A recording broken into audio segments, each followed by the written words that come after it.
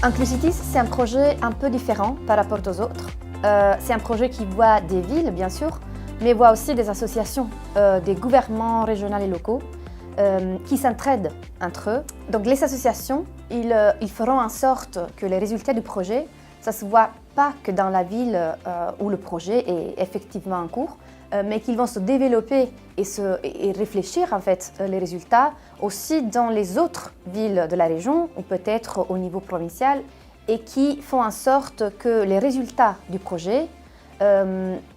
iront aller aussi au-delà de la ville où le projet est en cours. Dans notre expérience de faciliter les échanges d'expériences entre les villes comme dans ce projet, nous trouvons que ça apporte beaucoup aux gens qui travaillent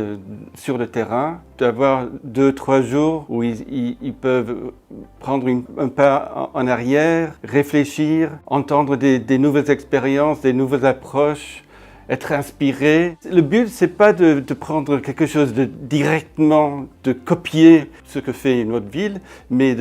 d'être inspiré, d'approcher la chose d'une manière créative et trouver une solution pour ses propres défis. Le projet Inclusities permet de favoriser l'échange de bonnes pratiques, l'échange d'expériences entre villes, donc avec la ville de Saint-Jean-de-la-Ruelle et les associations qui nous accompagnent, c'est-à-dire au niveau de Bruxelles, Brulocalis qui accompagne notre ville dans ce projet et l'association locale française qui accompagne Saint-Jean-de-la-Ruelle dans ce projet. Mais en tout cas, l'élément important, c'est que les personnes puissent se sentir accueillies, qu'elles se sentent les bienvenues et qu'elles soient considérées comme des citoyens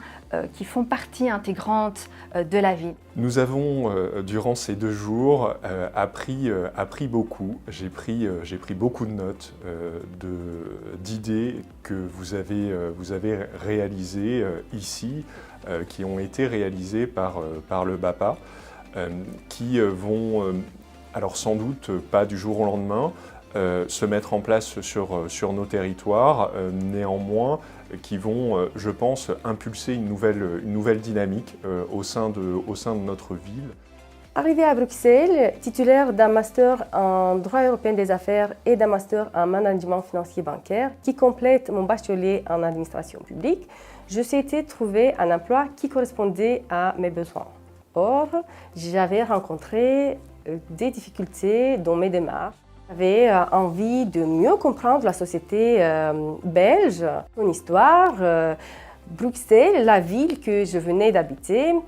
cette merveilleuse ville qui est respectueuse de la diversité avec 179 nationalités. Ici, j'étais accueillie chaleureusement, donc j'ai